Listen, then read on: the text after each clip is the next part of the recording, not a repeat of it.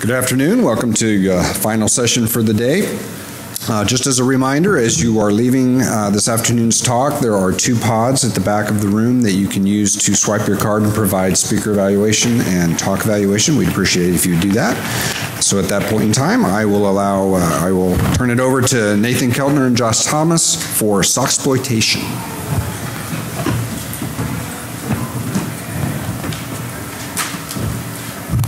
So first, thanks everybody for showing up late in the day for the last Black Hat talk. We appreciate that this is the talk you chose. So agenda, we're going to go over just what a SoC is in general. Then I'm going to actually dive into why Harvard chips are cool, why we don't actually see very many of them, and just the mental shifts that you have to do between the x86 von Neumann-esque architecture that we're used to and actually exploiting Harvard. We'll go into just the general hardware reversing process that we use, and from there we'll transition into the actual Teridian chips that we're going to talk about. We'll do a full live exploitation, and then we'll also talk about glitching and other more advanced hardware techniques. So I'm Nathan Keltner, and Josh Thomas. We both work for Accuvant, and we do work like this, projects like this for our day jobs. But we found a vendor we had not worked with yet to do this. Yeah. So, what is a SoC? SoC is a system on a chip. It's everything you need. It's basically a computer. Everything you need to run whatever you want to do, except for voltage, which you have to get from the wall or some other place, and software. But I mean, it's a computer. Full microcontroller, memory. Typically, a lot of the peripherals are built in. You see them a lot in any embedded devices. You also see them in cell phones.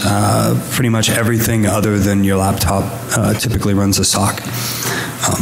Cars are another exception, or another thing that you see them in. One of the reasons that they've got so much great market share right now is because they're incredibly cheap and they're incredibly low power. So pretty much every new product that we see that we're attacking on a day job is powered by a SoC. And we have Harvard. So when we're dealing with x86 or old ARM or things like that, we're typically looking at von Neumann architectures. When we look at von Neumann and how it works, we're used to having a code section and a data section. We're used to being able, the CPU to be able to grab between them. You may have tricks like NX and stuff, but that is used to only be software. Now it's software and hardware, but it's an add-on. When you look at how Harvard works, right? Yeah, conceptually, right, x86, everything is sort of one big address space. And then we divide it up at the OS layer, right? And so, and now we're doing some things at the hardware layer, but so where your data is, or where your code is, or your stack is, any of those types of things, those are all potentially mixed and matched, and it's not anything different at the hardware layer. So when an instruction says, operate on this address, then there's the one place that it goes and it does whatever that instruction does. Whereas Harvard, right? Yeah. So everything's one big chunk. When you start looking at Harvard, Harvard is actually cut into 2, right? So I have a code section that has buses that go to the code section, and I have a completely disjoint, not hardware connected, separate piece of memory that is data, and I've got separate buffers and buses that go there. Never the 2 shall meet as far as the technical spec and design. That is Harvard. So when we do that, like I said, we don't really have NX, but we kind of have NX anyway because we don't have code and data in the same place. One of the cool things that we start seeing is this dual bus allows like prefetching to not get in the way of other things, and the system can be optimized like crazy. So you start seeing almost every instruction that runs on the device is single cycle. So we've got it may be technically slow, but it actually runs fairly fast at low power. Yeah, one of the things that the Teridian chip that we're going to talk about later in more detail, one of their selling points or whatever on it is that it's got about an 8 or 16x speed increase over other cores that are similar for the same clock per clock cycle, because they can do basically everything in one clock cycle. So there's very few instructions that take more than one. Yeah. So what we started seeing when we start looking at Harvard a little more, we start seeing the first headache we see is that, like, because the buses are different, because it's physically separated, we can have program and data actually have different bit widths. It starts to be a pain, but not really for us. It's just interesting. Crazy registers. You typically have custom compilers and custom tools. You have banking headaches, which Nathan will get into in a little bit. And then things like pointers and stacks are just awkward or gone or work way different. If you're interested in Harvard as a overview and just kind of getting a little more into the whole technology, if we don't cover enough for you today, Travis Goodspeed did an excellent talk at No Such Con. Really, you should go look at that. He basically covered like 10 different embedded chips and then tips and tricks on how to do exploitation on all of them. Unfortunately, none of that really applies to this one, and so like the stuff we're talking about here, there's not a lot of overlap, but it's the same space. So if you're interested in this, it's great work. Yeah. So our typical hardware reversing, just what we do, how we do it, how I attack a problem, how Nathan attacks a problem. We tend to work with smart meters. We tend to work with things like that. We're talking about a lot of voltage running through your desk at home. First warning that we hear at every presentation that is talking about smart meters is you have high voltage you don't want to touch. Touching high voltage sucks. We've all done it. Every one of us has at least run 110 through us, right? And it hurts. Don't do that. So be careful. Logic analyzers, they're great. You can start latching onto chips, which we'll see in a second. Start figuring out what's going on. Almost every type of Harvard chip or any sort of embedded chip that you're going to look at will typically have a custom debugging board. You can also start playing with the GoodFET, which we've done quite a bit for this project, but sadly we're not releasing anything yet. Because it never quite worked the way we wanted.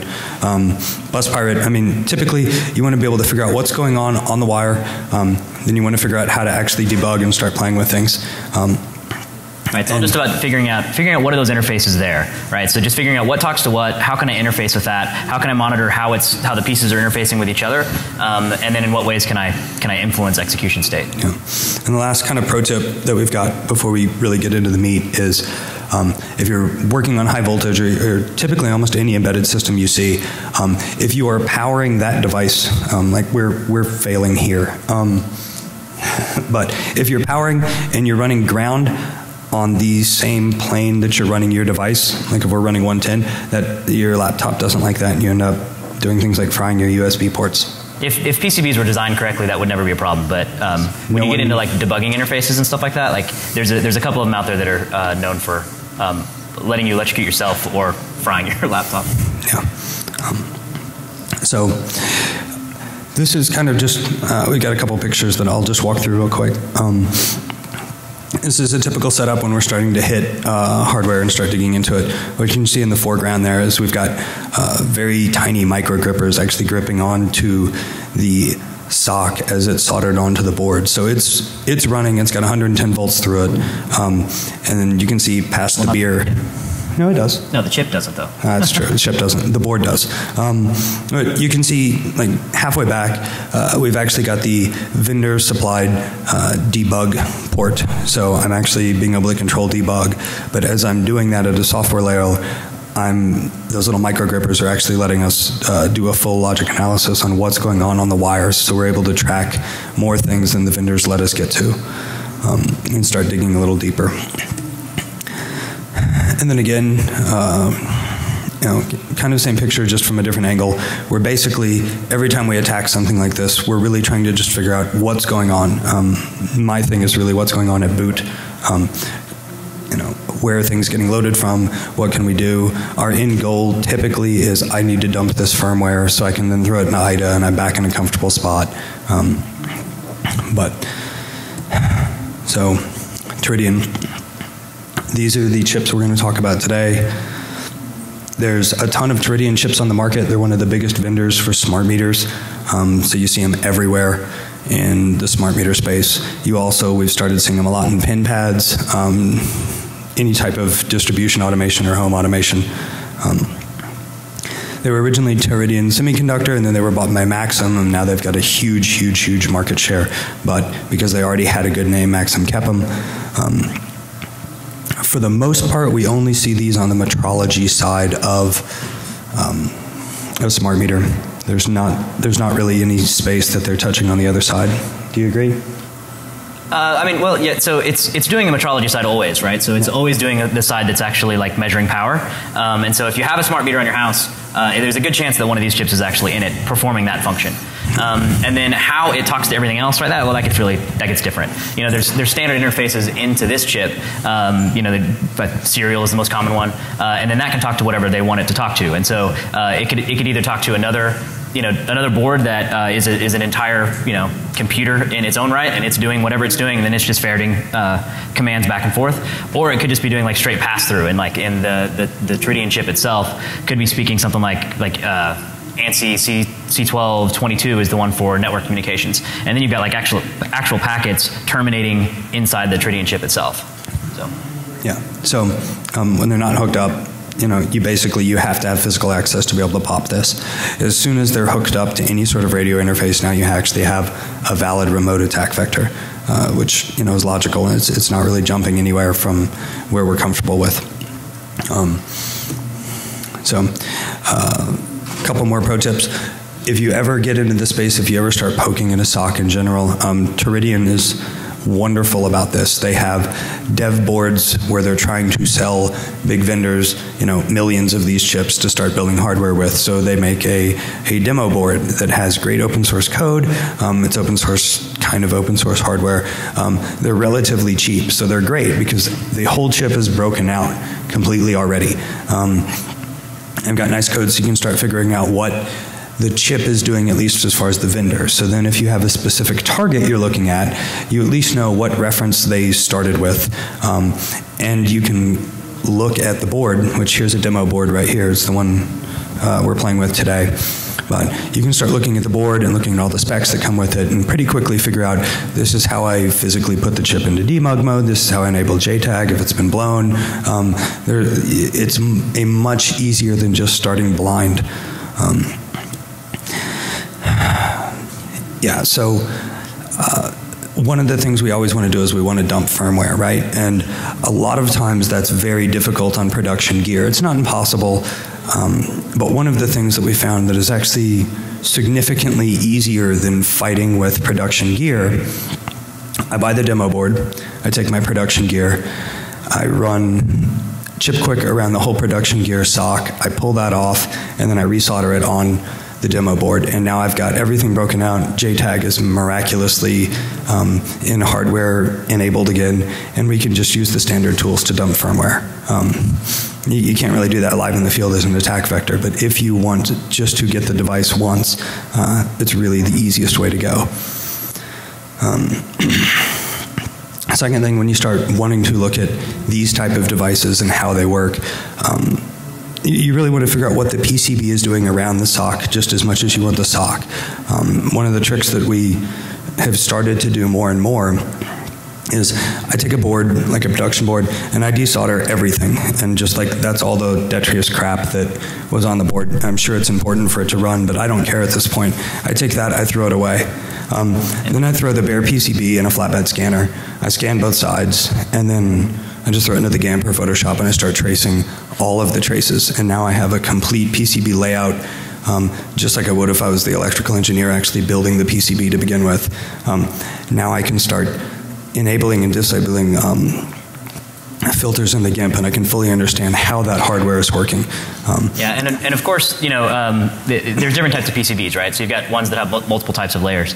As a general rule, the ones that we've seen, those middle layers are primarily just either like ground planes or power planes, that kind of thing. So there's not a lot of complexity on those, and you can usually kind of figure out what they're doing. Yeah. So we've not had anything really complex that's bothered us with yet. Yeah. And I mean, meters, the demo boards are $250. Meter boards, or meters in general, tend to be really cheap because they're just mass produced like crazy. So once we've done the full deep analysis of actually how the board works, then we can start working on a live PCB. We can start playing with it when it's got power through it, when it doesn't have power through it. Yeah, so typically what we find is, and this is just general, not really Teridian specific, but typically what we're looking for when we want to dump firmware is just shift the chip into a different mode. So it's ungrounding a pin, it's grounding a pin, it's crossing a pin with power. These are how the hardware actually works. So this is what we're going for when we're really trying to understand. Yeah, you want to talk about code tracing? Oh, sure, yeah. So some of the chips support what's called code tracing over the debug interface, and some don't. So the like this demo board that we bought here, we had a long, hard argument or discussion, I guess, with Teridian, where we were just trying to get some of this stuff because it was on back order for extreme periods of time. And so we ended up finally just switching and ordering this one at the last minute quickly because they had it. And then later I discovered that, oh, it doesn't have code tracing. And code tracing is basically, I mean, it's what it sounds like, right? It exports the full state of all the registers at every single cycle. So the debug application that they use will give you like full like the ability to go backwards and forwards through execution state. So as the program's running, it makes it so much easier to figure out what's going on.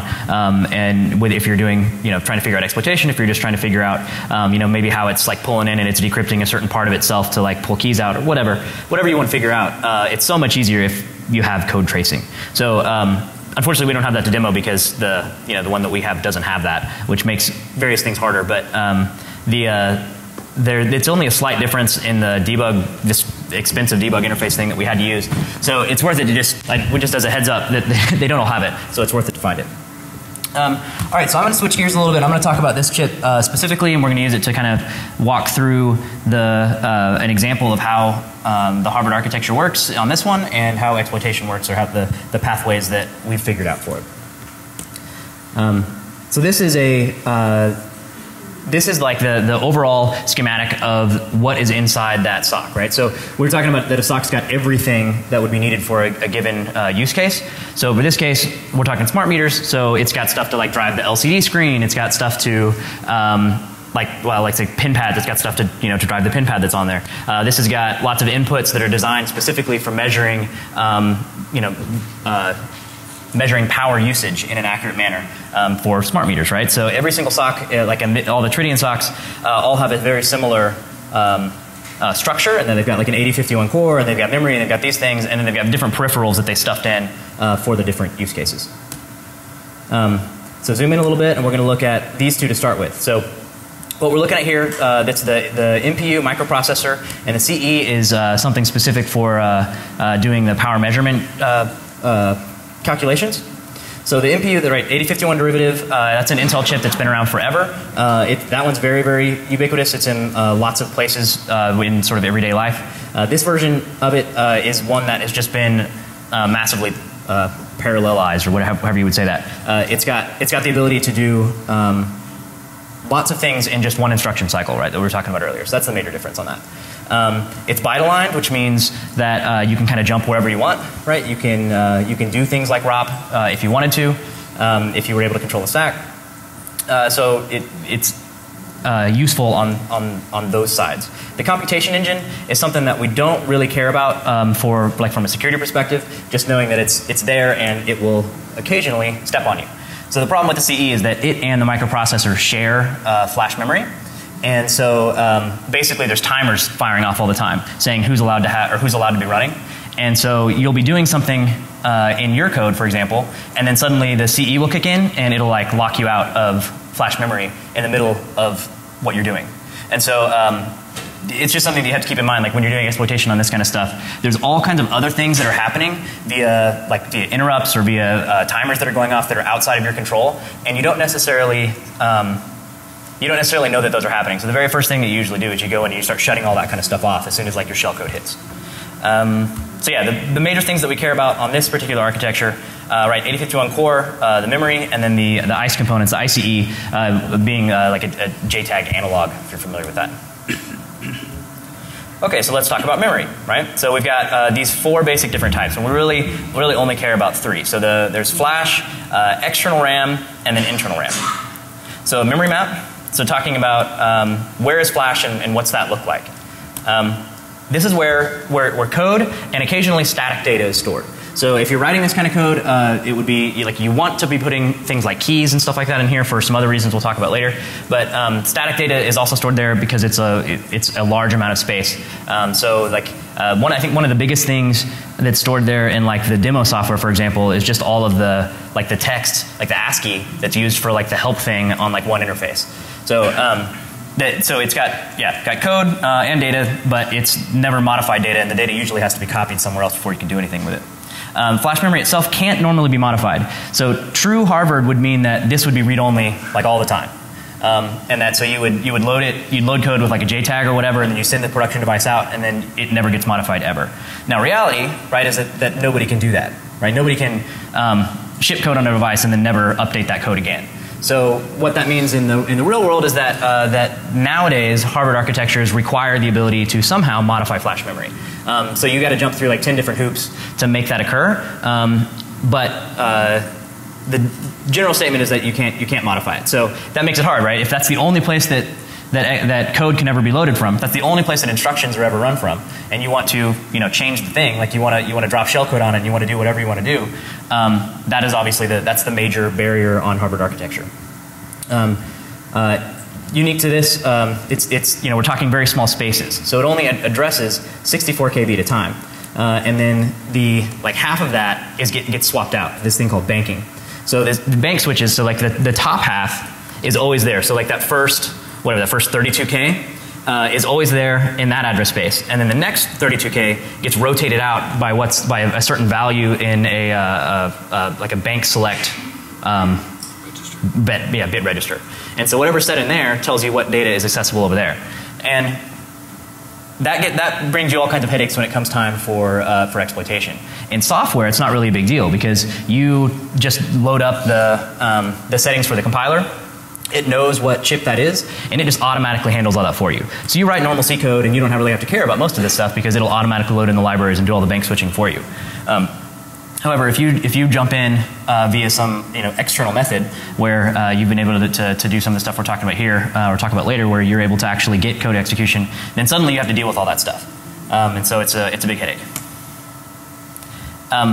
Flash is really weird. So I don't know if you know a lot about Flash or like how it works, but like when you get to the point where you actually can start modifying it. So let's say that you bypass, you do those 10 hoops so that now you can make modifications. Well, the way Flash works is that it's not like an on-off switch like what you normally think about. The way that it works is that you will mass erase a whole section of it at once, and what that does is it turns all the bits on, right? So basically it resets everything to FF. And then when you code it, you turn off select bits to give it a certain value. So what that means is that if you want to make a modification, you end up that you have to reset it to FF first before you can put an arbitrary piece of data in it.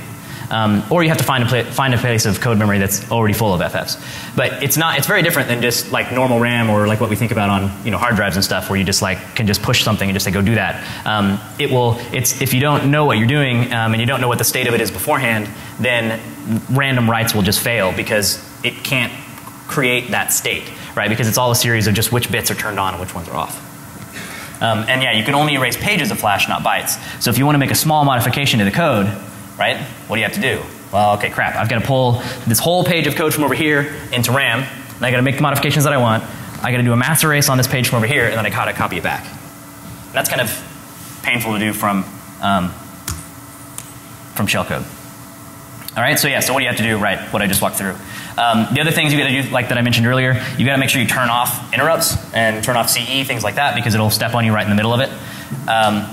The way that this particular Harvard implementation works, like I mentioned, that normally you can't ever modify the code page, you can never modify Flash. The way that it works is that there's this moveX instruction, where normally what that means, it's saying copy data to or from X data. So X data being a very particular section of memory. Or where all the data is stored, like all your variables and all that kind of stuff, not code. And you flip a certain bit, and suddenly that same instruction now makes a modification to the Flash memory. But again, that's difficult because it's the same instruction. So if you happen to have that bit on longer than it should be, and like some other piece of code runs, then suddenly like all of your Flash just got corrupted, right? Because every single instruction is, like every single function is dealing with MoveX commands, because that's where it's storing arguments and pulling data out, things like that. And so like if you don't get this thing switched off fast enough, then suddenly something else will run, and it thinks that it's storing code like on, or fetching and storing code or storing data over in RAM, but instead it's actually corrupting your firmware. Right, so computation engine will step all over you. And then there's one other thing that's on here. It's not really a security feature. It's more of just to make sure that that certain sections of memory don't get overwritten. It has a way for you to set certain bits that say turn off the first X pages of flash from being able to be mass overwritten. So like that would typically be where you would store like boot code, for example. Something like that, like a sort of failsafe, or it's the code that loads everything else. And so you put that there, and then you never want it to be overwritten. But it's just a bit, so there's not a security feature of that. You can just go in and change it if you need to. Right, so we can unset bits. In certain specific situations, you can be happy with not having to do that mass erase trick. You can craft, but it's got to be that in a binary 1 and 0 format, you can still flip from a 1 to a 0 and then recraft your data. But you have to, that is a huge headache. Right. There's been some stuff on other architectures where this matters a lot more. Like some of the stuff that Travis has talked about on, I don't remember which architecture it was now, but the particular way that like the compilers on that architecture worked is that they would store certain types of stuff that you could modify up higher than stuff down below that you cared about. So like what you would end up being able to do is you could unset certain bits, and then you could drop a pointer to being a lower value, and then you could jump out of that particular area that you were in. So like the upper area would be this protected area that you can't get into, for example, and then you unset some bits, and then suddenly now you're down in like the equivalent of userland. Right? We can't do that here because we kind of have the opposite problem. All the code that's already there is down below, and then the only places that we would ever modify are up above. So you can't go higher, but you could theoretically go lower. All right, so next section, right, we're going to talk about IRAM. They're down there at the bottom. So IRAM is really small, right? What is it? 256 bytes, I think. Yeah, and so that's where so special function registers. Yeah, we don't really need to know what those are, other than just that's where you store certain types of bits on like the state or the configuration of the processor. And then basically what's in here is your stack for the most part. And so it's really small. And so let's see. Yeah, so depending on compiler and settings, the stack is usually there. But the problem is that it's so small that variables aren't. So that's another major difference, right, from the stacks that we're used to. Variables are never stored here. The compiler basically always sticks them over in Xdata, and then it hard links them. Or it'll just embed it directly into the code itself if it knows that it can do that. So that makes it really hard for exploitation, right? Like you think about any type of exploitation pathway that deals with the stack. None of those are really valid on this particular architecture, because like any sort of let's say like a memcopy bug, right? Let's see. Any kind of memcopy bug, you would not be able to modify the stack in this case, because you're not actually on the stack, right? All your variables are someplace else.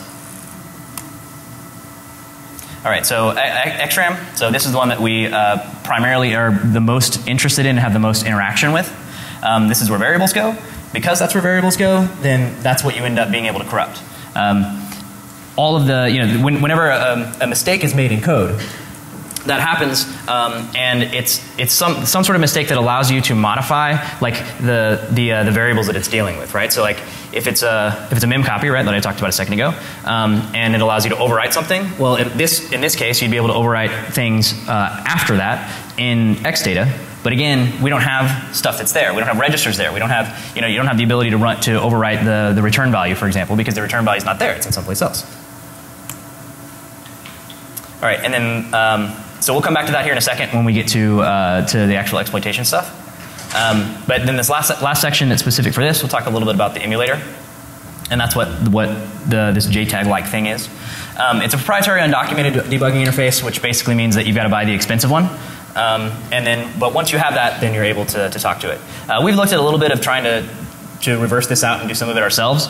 And there's some possibility to do that. It's similar to like the ChipCon debugging interface, which is also made by Intel. So it's similar to that, which there's some code for in the GoodFet base, but it's still pretty hard. So we would that's one of the things that we're continuing to work on. What we'd love to be able to do is release the ability to do at least certain types of debugging without requiring this device. So if we can get to that state, we're going to be releasing that code. But for now, this is what we have to use. So the way this works. So you think about JTAGs, right? And you know that like JTAGs have these fuses that are there, and you can blow a fuse, and then the JTAG interface is now turned off. In this case, it doesn't quite work the same way. It's not on whenever you first turn on the machine, or when you first apply power. For the first 30 or 60 instructions, the processor is in what's called pre-boot phase. And it's turned off during that time period, and then at the end of that pre-boot phase, which is either 30 or 60 cycles depending on, I mean, maybe depending on documentation version, and rather not chip. I think somebody made a mistake, but it doesn't matter. It's so small that it's imperceptible for us for the most part, and then it gets turned off. It's turned on by default every single time you apply power, right? Like it would be on by default every time it turns on power, unless you set a specific bit that says, "Hey, don't turn me on." The pin pad ones are a little bit different. They allow you to permanently set that bit that says keep this thing off, but this one doesn't. But so like pin pad 1 is more like a JTAG fuse. We've not actually looked at one of those, so I don't know how robust that is. If you can use similar types of attacks that have been used on JTAG fuses to try to get back into it, but they say the documentation anyway says that it's permanent. Smart meter SoCs chose to not do that, so there are certain security ramifications to that. All right, and then last case here, we'll talk about the interfaces into this guy. So you've got serial UARTs, or a serial UART that's just kind of standard like you would think, and then it also has hardware that's designed to speak to an optical interface on the outside. That's the looking into the eye of the meter, like Cutaways talked last year, right? That's where they match on the pinouts. And right, these interfaces are where all your problems are, right? Because this is where you actually get to interface with code. So remote exploitation occurs over these types of interfaces. Right, so Cutaways talked about doing doing exploitation or finding bugs at least over that optical port, doing on that side. There's another serial port that's on the other side of this that then talks to the world, right? Somehow, and whoever that's doing that, whatever that's handling, that's where your problems are going to be. Right? Yeah, plugin Cutaways talk. Any bugs found on that side will likely be found on the inside, because of the way the standards work. They're using either the same or a very similar ANSI standard on both ports. So whatever you're able to find on the outside via like Cutaways tool, for example, if you just happen to to play with that, something very similar would likely be also triggerable over the network side. So the thing with Cutaways talk, right? It's really cool stuff, but we're talking about plugging onto a meter on the outside. If you find a bug that allows you to do that, and you have a way to be able to get on the network, which depending on the architecture, there may be dozens of ways to do that, and you can send packets to this thing, then you'd be able to trigger the similar types of bugs. All right, so let's talk about sort of bypasses for some of the things we've talked about. Okay, so the secure bit, right? This is the thing that says, let's prevent the ability to use the debugging interface, right? So this says, I'm not going to let you externally read flash memory. I'm not going to let you, light up the debugging interface.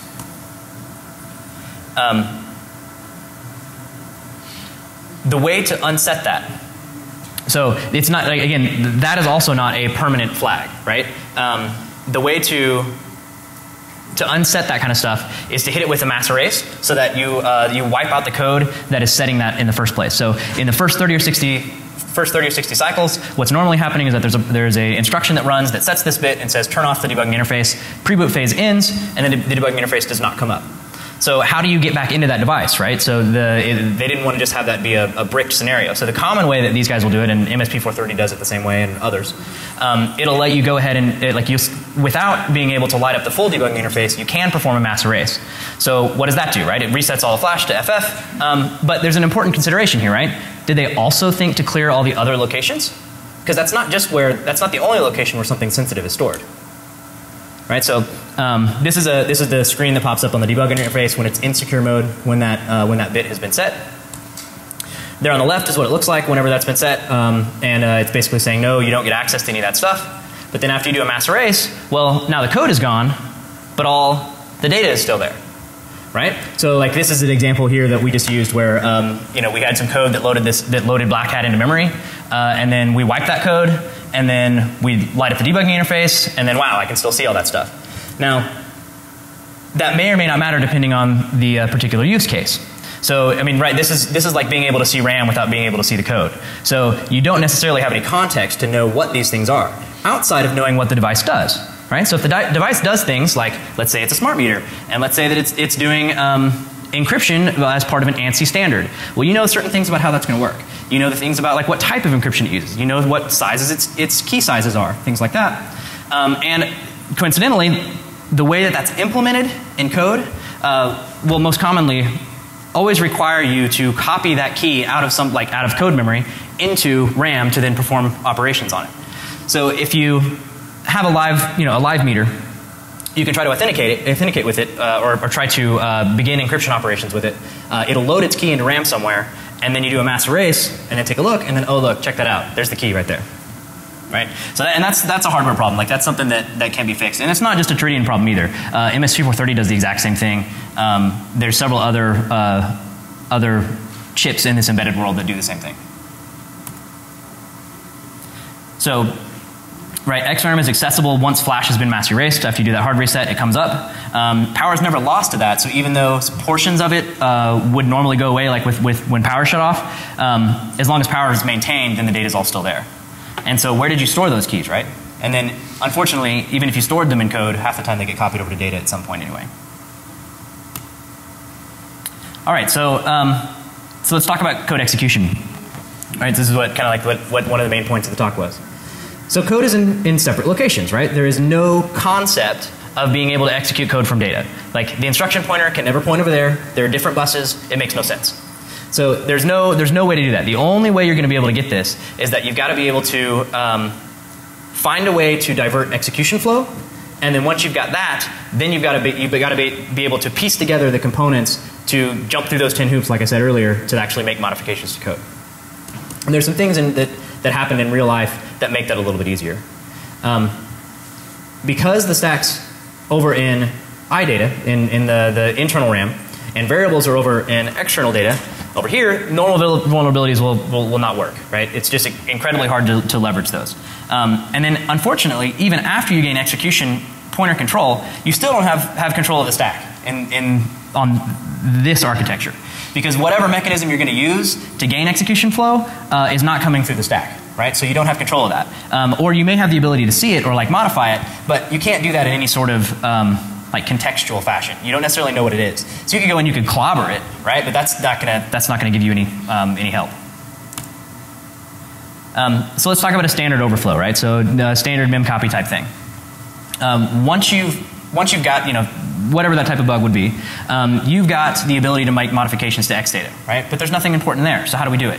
And it's not necessarily just an 8051 thing that this does it, but it's Teridian specific. So there are other, I think Travis's talk that we plugged earlier, he speaks of another 8051 implementation where this is doable because the stack is in a location that is bigger in comparison, and so the compilers for that one don't do this sort of trick where it sticks the stack over here and sticks the data over here. So in those cases, you know, standard buffer overflows would work just fine, but they won't in ours, unfortunately. And then because there's another side of this too, so what we end up looking for, right, what you're ultimately doing is you're trying to find pointers, right? You're trying to find some sort of pointer stored over an external data that you can then modify and then trigger some code execution path that will then fire those off and get them for you. But there's a few reasons why those are really hard to find, right? So normally, right, they're on the stack. They're, you know, as part of normal execution flow, and you pop one on and you go run a function and then you return back. But even outside of that, the compilers know that, I mean, it knows a lot about the state of the program, right? And so what it'll do is that half the time it just embeds like a hard-coded value into the code anyway. So there's not a lot of pointers that are accessible anywhere because they're all permanently static over in read-only memory. But so let's talk about like the ways that you might be able to do this, and the ways that we'll demo this here in a minute. So the ANSI Smart Meter Standard uses concept of tables, right? So if you saw Cutaways talk, you know all about this stuff, or if you've seen one of the other ones. But it's when you're reading memory out of data, or reading memory off of a meter, let's say you're doing something similar, like you want to know, how much power usage has been used over this period. What you do is, via the standard, you ask it the right way to say, hey, give me the contents of table, 10, whatever. And then if you've got access rights to do that, it'll give it to you. Well, so the spec, of course, tells you what's valid. It tells you what tables are real, what tables are not. And so, of course, you have common programming errors where, you code only to what the spec says.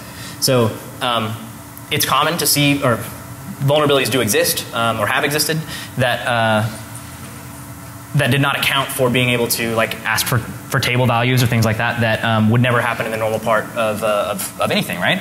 And so when that happens, you could see something like this, right? So let's say that you've got some table value, and then you're taking a table index that's coming in from a request. It's saying I want to see table 10, for example. And if that's implemented in arrays, then you'll see something along these lines where it feeds a value in. Now, what this looks like, and if you've not seen this type of vulnerability before, what this is, it's complete arbitrary control of external data. So what this would this would give you a write anywhere in external data. Because what that is that you can just keep increasing the table index, and it'll overflow itself. And then so the array will just happily, the array may only be, it could be say 10 bytes over here, and you just keep grabbing indexes all the way off the end, and so you can keep reading all the way around, and then your integer will go ahead and overflow, and then it comes back over here and it reads from in front of it, and so you end up getting the ability to read or write to the whole thing depending on what the bug is. So okay, so we can write to arbitrary locations of XRAM, right? So we can do that. And of course having the same type of read runs. Well, what are we going to write, right? How are we going to do this? How are we going to find what we need to modify? How are we going to find a pointer over there somewhere that's going to divert execution flow for us? One of the things, we mentioned this demo board, right? One of the reasons that we chose this to talk about it is because it's this architecture that we wanted to speak about, but it's an open or sort of publicly available board that just anybody can buy, and then we can publicly talk about it. This comes with sample code, right, that is given to you as a potential developer. You want to build smart meter apps. And so the demo board comes with common features that you would want to do in the real world. One of those is using this thing called software timer interrupts. It grants the ability for functions to be called after a certain number of cycles have occurred. Why it's there is because hardware timer interrupts are relatively expensive because you don't have a lot of them. So on this one, I think you've got maybe 4 hardware timer interrupts. And so those are just, you call it with basically say, I want you to invoke this function after this many cycles have run, or I want you to do this particular callback whenever this interrupt fires. And but you may need more than 4, right? So what their library does is it implements software timers on top of those. So it basically takes one hardware timer and multiplexes it out to 8 or 16. But ultimately, right, what that means is that there are arrays somewhere that are sitting in memory that contain function pointers, and then there's another array next to it that contains how many cycles to run in between when it should fire, right? Okay, so let's say that, so at this point we know we've identified some pointers, we'd like to modify those pointers. How can we do that, right? So, well, we can't modify flash directly, we already know that. We can't execute data anywhere else. This implementation only executes functions in that first 64K, which makes things more difficult, especially if you're trying to do something like ROP-like with taking advantage of the sort of the 1-byte alignment stuff. And then additionally, you've got all the banking issues. But again, the real life scenarios kind of come to the rescue. Even though architecturally that could be really hard, those are the same problems that the code has to solve for itself. So code blocks exist that do most of those heavy lifting. In the real world, right, you're going to have things like bootloading and reflashing code. So somewhere you're going to have code already that does all those things for you. It disables interrupts, it turns off the CE, it flips the bit, and then it copies a particular value from over here into flash memory. And then it reverses itself and steps back out. So that code's going to be there somewhere already.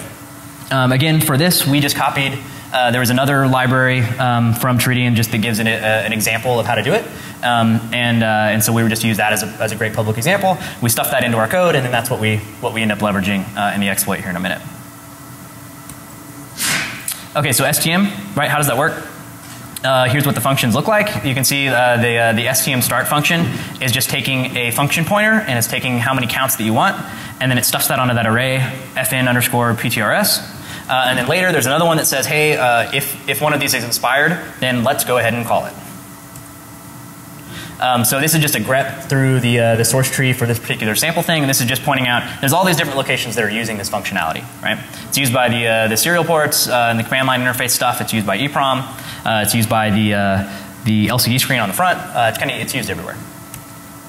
So that means that when you walk onto a device after you've got exploitation, working, that means that those arrays are already going to be populated. There's already going to be arrays there that are doing this for you. So you can just modify them and your things will run. All of the locations where the stuff is going to be stored are static for a given piece of compile. So once you locate where that array is stored, it's going to be the same for like every single version, or for every iteration of that version, right? So that means all the meters are going to be the same. That array is going to be stored at the same place on all of them. You just have to compute the index that to feed into your bug that we talked about earlier, and then it will allow you to make modifications to that location. Now the stack is still logically split here because of how the compiler sets it up. How the compiler does like hard links over here, and then there's the real stack over here. Now what we're able to do is we're able to fire off function pointers, so we're able to gain code execution, but we still don't have control of like other stuff. So like I can say, hey, okay, I'm going to override a pointer and I want it to run to this function over here, but that function maybe is expecting something on the stack, right? That happens occasionally. And so it'll look up something on the stack and then point somewhere else. Well, that's really hard.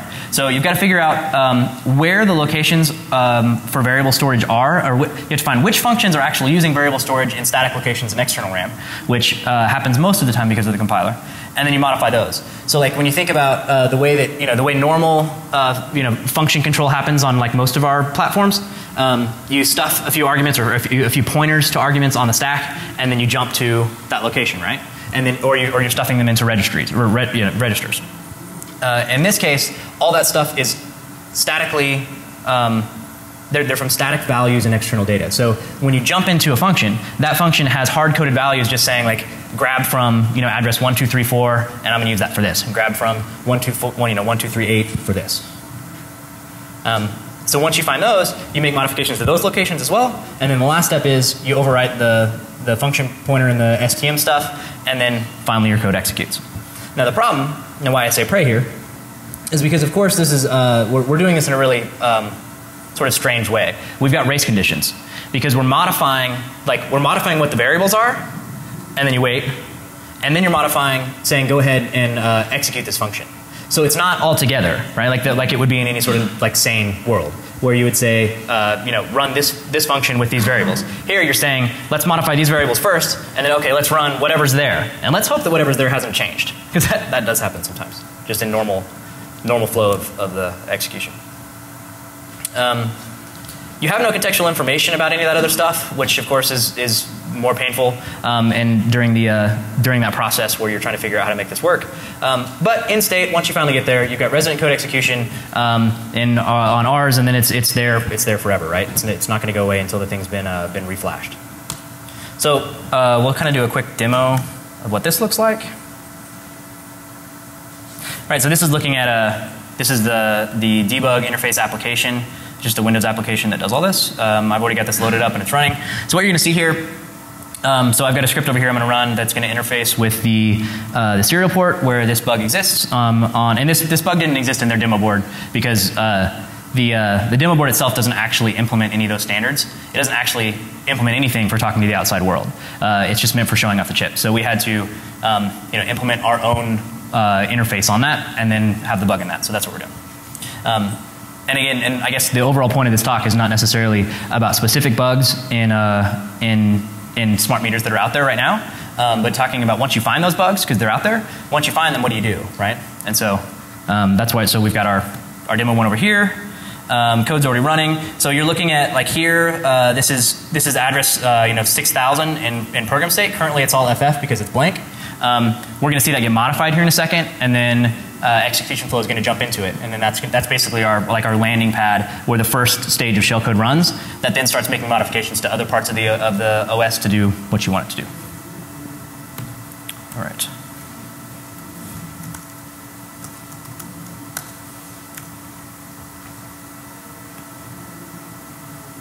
Let's see here.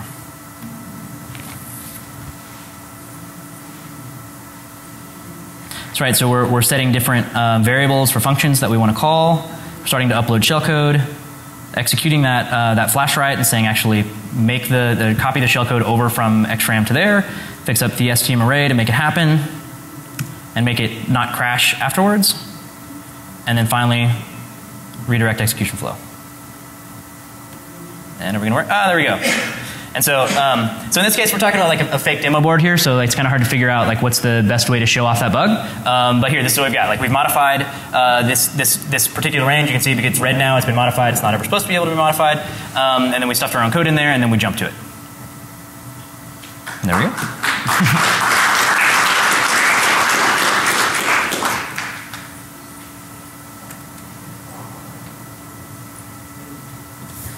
All right, so that's kind of the bulk of it where we went. I think we've got a couple minutes that we'll cover glitching real quick.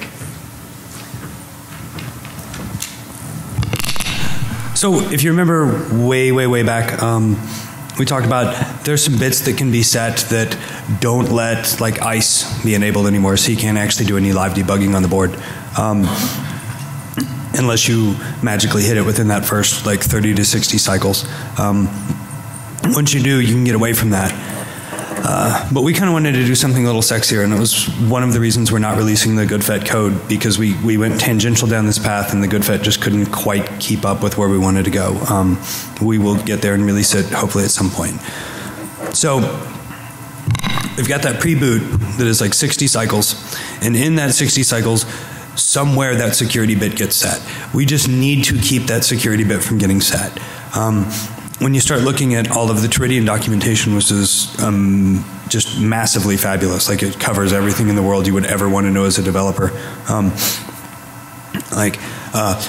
They give you the demo code to turn that up, and they tell you exactly where to put it. So, you know, they say the very first thing you should do is this is what your code looks like.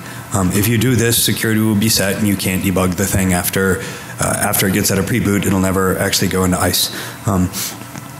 So we compiled that in, threw it in, started looking at it. What this code actually translates to is long jump, set secure butt, and then something else. So we're like, okay, we just need to stomp all the hell over that third clock cycle after boot. Like you give power, boom, I need to kill that third clock cycle. That thing doesn't get set, and then I'm good. Like the thing will boot, I can get in. So that's the goal, right? We want to hit cycle number 3, just glitch it, and we're fine. Constraints that we've got with that type of glitch, right? We're running at 10 megahertz. We have to hit cycle 3, and we've got to hit it hard on the dot.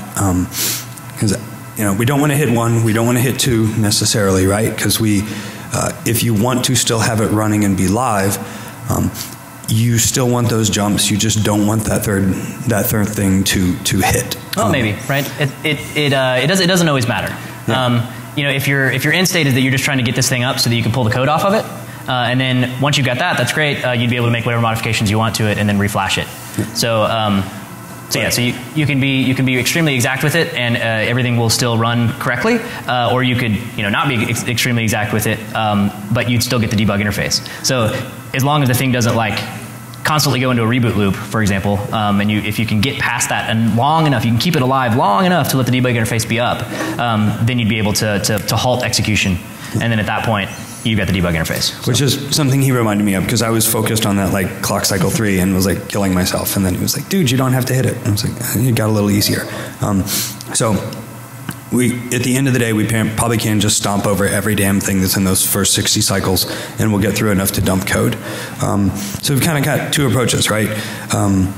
If you want to go with the open sourcey kind of hardware type thing, you've got the GoodFet, which is not remotely fast enough to actually pull this off unless you're going to be sloppy and just step over everything. And it looks like we can do that, right? So this is what that approach would look like. It's just like a massive like table flip, I don't care. And then you've got the dot and crake approach that was released at Recon. And if you're not familiar with the dot and crake yet, you should look into that stuff. Basically it's just an FPGA that's hooked up to tons and tons of buses. So like it'll let you interface with whatever you want to interface with, and then you write FPGA code to do all that. It's a really fast way to be able to monitor lots and lots of things all at once, or be able to do things like this where you're monitoring lots of things and then also changing stuff. You're providing stuff at a specific value or whatever, specific speed. Yeah, so that approach would look like this. It would be like, I just want to hit that one instruction and be able to do it. We started down this path. We were about halfway through with the good FET stuff, and then we actually got Dayton Creek hardware, and we got really excited, and we started like completely diverging, which is one of the other reasons we didn't finish with either. But when we got the hardware, we were talking to one of the other guys at Recon that was trying to do something completely different with the Teridian chips, and accidentally pulled this off. Yeah, one of the sort of the kind of a funny aside, like how vulnerable this thing would be to glitching, and others as well, I'm sure. When you're stepping through the source code of like their demo stuff, like so I said earlier that we copied over the bootloader code from that they had released and used that. So you're stepping through the section that deals with like flash writes. And like every third line or something, it checks this value, and it's saying like, am I supposed to be doing this? Am I supposed to be doing this? Am I supposed to be doing this? And finally, in one place, you find a remark from the author that says, because of like normal electromagnetic interference, like in storms and whatever else, the execution pointer gets corrupted like all the time. So like just in normal usage of the thing, the instruction pointer will like jump someplace else, and then it just goes all crazy. And it's okay because there's a hardware watchdog that is paying attention, and it'll just reset it if it gets too out of whack. And that's not a big deal for that. But it points out like a funny aside where it's like they had to put all these checks in because they wanted to make sure that the execution pointer didn't ever just accidentally get corrupted by like a lightning bolt or whatever, and then jump into the flash overwrite section and then corrupt like the whole world, and then it'd be bricked forever. Right? So that'd be really bad. But if it's really that vulnerable, like this just happens in normal situations, then that means that obviously you'd be able to induce that state. You'd be able to divert execution flow when you want it to. So you could say, don't execute the secure bit. And because of the way the architecture is set up, if you don't execute the secure bit, then the thing lights up just like you want. So. And with that, I think we're done. I think we've already mentioned Cutaway and Alice and Travis a ton. Also want to thank Dr. Springfield. He was actually really helpful with this, which is Braden. I'm Josh. Yeah, Nathan. Thanks, guys. Thanks.